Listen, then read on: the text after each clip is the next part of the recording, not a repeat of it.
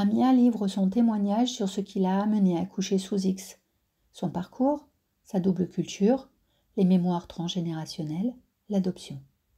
Après son témoignage, je lui expose mon expérience d'hypnothérapeute et lui apporte mon éclairage avec les personnes adoptées que j'accompagne en hypnothérapie, les séances, en remontant dans la vie intra-utérine, les pistes d'exploration et les réponses. En consultant la conscience supérieure, on interroge le choix de l'incarnation, mis à la lumière de la conscience révélée. Et son but, pourquoi vivre cette expérience? Amia, dans sa vie, revendique sa double culture. Je suis née française, dans une famille musulmane. Mes parents ne le comprennent pas. J'ai porté le poids de cette culture. Il y a trop de différences entre l'homme et la femme. J'ai ressenti un système odieux et injuste. Il y a une lutte intérieure à prouver qui nous sommes, à prendre notre place de femme. J'étais la seule fille avec 4 grands frères. Ma mère était violente avec moi. Elle était contrôlante, dominante. Elle entretenait une relation toxique avec nous. Elle disait que ses enfants étaient la pire chose qui lui soit arrivée. Et pour ma part, je n'étais pas celle qu'elle voulait que je sois. Je ne répondais pas au code établi de cette culture. Mon père, par contre, était mon protecteur. Il avait une présence physique, bienveillante. Malheureusement, il travaillait beaucoup. Dans notre culture, il faut épouser un musulman et faire les choses dans l'ordre. Acceptation du choix du futur mari par la famille, mariage, bébé. Et non l'inverse, encore moins épouser un non-musulman. Et moi, je ne voulais pas épouser de musulmans, et de mariage arrangé comme mes parents. Ce qui est difficile quand on est une personne sensible est de s'apercevoir que dans notre famille, on ne sait pas se dire « je t'aime ». On n'y pense même pas. L'émotionnel est mis de côté. Alors, quand Amia a été enceinte à l'âge de 19 ans et qu'elle a accouché sous X, elle a fait ce choix. C'était pour préserver son enfant de tout ce qu'elle portait en elle et du poids des mémoires familiales. Amia vous livre son témoignage. C'est ça. J'avais que ça à lui offrir. C'était tout ça. Tout ce poids-là, cette lignée, cette mentalité, c'était la seule chose que j'avais à lui offrir. Alors j'étais très jeune, donc j'étais pas stable du tout. Tu avais 20 ans, hein, c'est ça? C'est ça. J'étais enceinte, j'avais 19 ans. 19 ans. Et tu étais chez tes parents? Oui. Oui. Ils l'ont su, tes parents? Non. D'accord. Non, personne ne l'a su. Et j'ai quitté la ville. Ah, t'as quitté la ville quand t'as été enceinte? Ouais, D'accord. J'ai prétexté une formation dans le cadre du travail pour quelques mois. Et j'ai eu l'assistante sociale aussi qui m'a beaucoup aidée à ce niveau. Il fallait que je le protège, il fallait que je le fasse sortir de tout ça. D'accord. C'était pour moi en fait la question elle se posait même pas quoi. J'avais même pas d'autres possibilités, j'avais pas d'autre choix. Et il pouvait pas payer ça en fait. Il pouvait pas hériter de ça, il avait rien demandé, c'était trop injuste. Déjà je le payais moi, je payais ce système que je n'avais pas demandé. Je pouvais pas lui donner ça, je pouvais pas lui et sans compter mes fantômes à moi que j'avais cumulés du coup. Mes propres démons, ça faisait trop. Et si mon instinct de mère a surgi à un moment donné, c'était ça, quoi. C'était fuir. Le protéger. Protège-le et amène-le loin de tout ça, quoi. Et en même temps, tu voulais pas avorter. Il n'était pas question pour toi d'avorter. Non. Il n'était pas question pour moi d'avorter parce que déjà aussi, je ne le pouvais plus.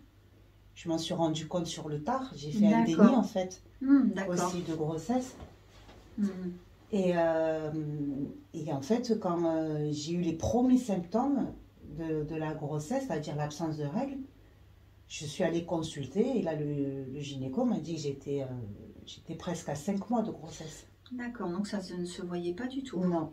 Ah mais en fait, ça ne s'est pas du tout vu. Quand j'ai quitté Toulouse, quand j'ai quitté la ville et que je suis allée accoucher dans une autre ville, c'est fou parce que 15 jours après, j'ai le ventre qui est sorti.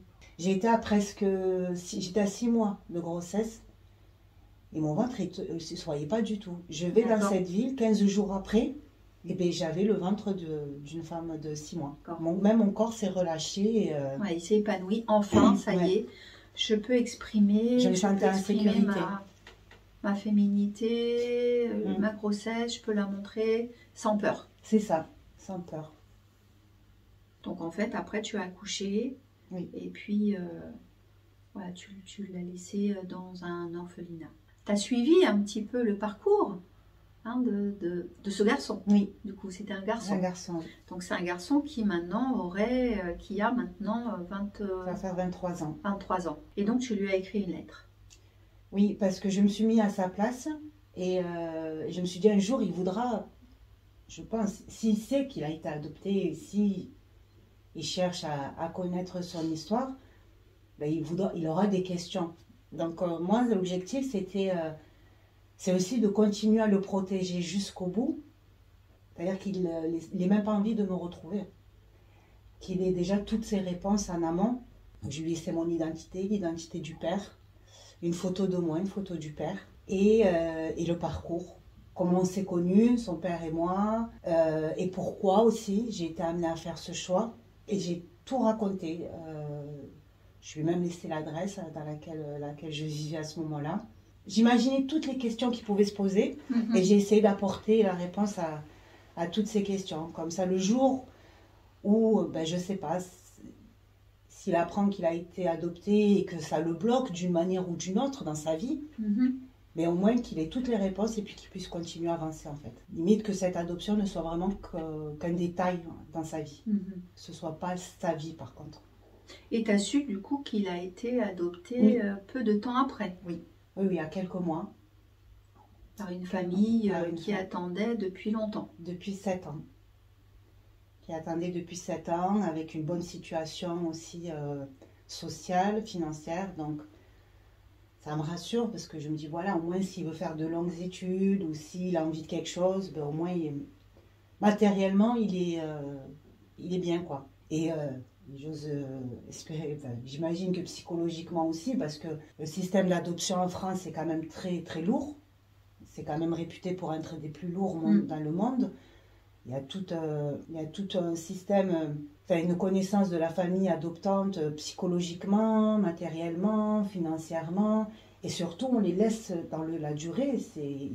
En France, il y a rarement une adoption qui se fait sur quelques mois après l'inscription. C'est toujours des années, des années. Donc au moins, on est sûr que les parents le veulent vraiment. Pas juste une envie comme ça, c'est vraiment un choix de vie. Et ça me rassure beaucoup, quoi. Alors quand tu m'as parlé que tu avais accouché sous X aussi, j'ai senti que quand tu m'en avais parlé à ce moment-là, c'était compliqué aussi de le formuler. Et je t'ai tout de suite rassurée. Parce que dans les séances, je reçois des personnes qui ont été adoptées, que ce soit des enfants, une petite notamment de 10 ans, dont la maman qui m'a consultée se posait des questions sur son enfant, parce qu'elle a été adoptée au Vietnam, et elle ne parlait jamais de ses parents biologiques.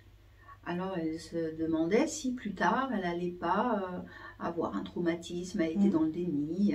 Et en fait, quand j'ai parlé à cette petite qui était très joyeuse, très vive, elle disait mais moi mes parents, ce sont mes parents là, ici, et ça ne m'intéresse pas du tout.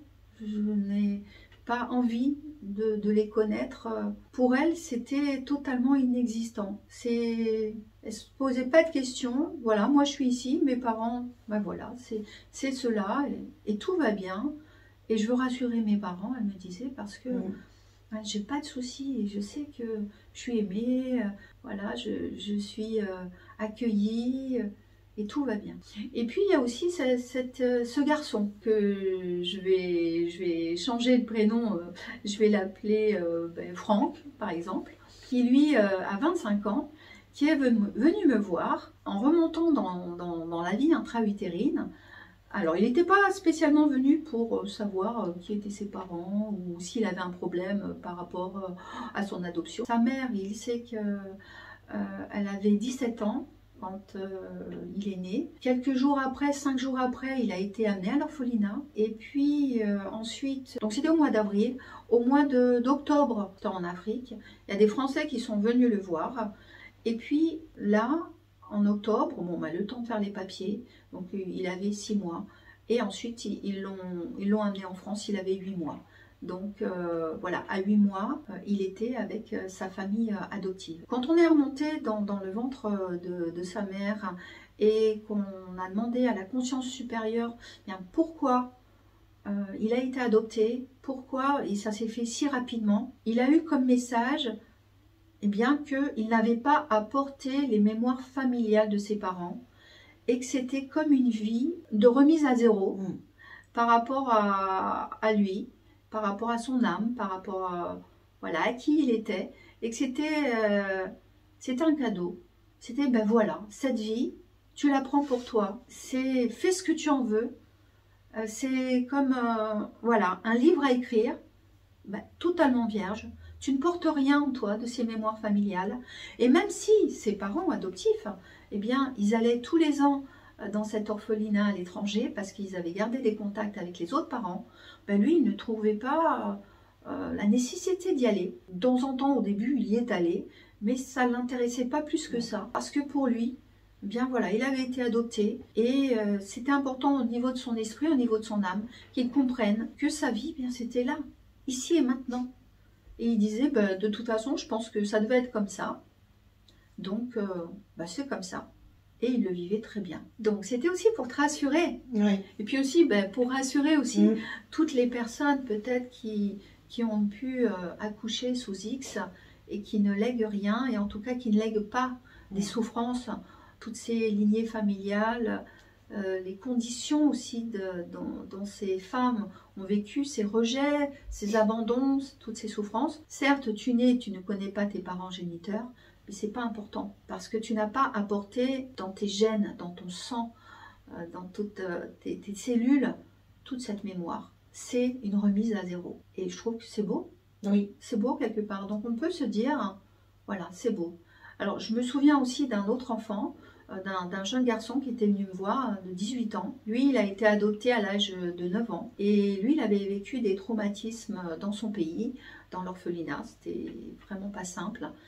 Et il avait besoin de déposer tout ça et de faire ce travail en hypnose, d'aller chercher son enfant intérieur dans le passé et de l'avoir rassuré, de lui avoir dit aussi au revoir. Que voilà, c'était un pan de son histoire. Peut-être pour ceux qui croient bien au résidu karmique, hein, que c'était la fin d'un cycle. Oui. C'est ça aussi qu'on peut se dire. C'est la fin d'un cycle et le début d'un autre. Voilà, avec des compréhensions, des choses peut-être encore qu'il fallait un peu encore porter ou peut-être réparer ou des mémoires familiales ou quoi que ce soit. Des fois quand on a été adopté un peu tard ou qu'on a vécu dans des difficultés, des souffrances aussi psychologiques, physiques, peut aussi s'en libérer. Et puis on a le droit justement à cette deuxième chance, c'est cette partie cadeau. Voilà, c'est l'adoption. Je pense que c'est un cadeau. Vraiment, c'est comme ça qu'il faut le voir. Ouais. Et dans les personnes que je reçois qui ont été adoptées, certains le voient. Et quand on part dans la vie intra-utérine ou au-delà, on s'aperçoit que on enlève, on raye tout ça, c'est bon. Voilà, là tu penses pour toi, c'est ta vie, fais-en ce que tu veux, écris-la. Voilà, et si tu as des parents en plus qui sont aimants, pour eux aussi c'est un cadeau. Ouais. Eux aussi, pour les familles adoptantes, eh bien c'est aussi un travail à faire sur elles-mêmes. Donc ça va dans les deux sens. Ouais, c'est bien résumé. C'est vrai que ça pourrait se voir comme ça, comme de dire voilà, c'est ta vie, tiens, fais-en ce que tu veux, sans contrainte, sans condition, sans oui, toutes ces mémoires, vraiment, ouais, c'est bien résumé. Oui, toutes ces mémoires familiales, parce que les mémoires familiales, hein, on les porte, pas toutes évidemment, mais on porte quand même jusqu'à la 7e génération. On voit bien, d'ailleurs, dans des rituels de magie noire, c'est des rituels jusqu'à la 7e génération.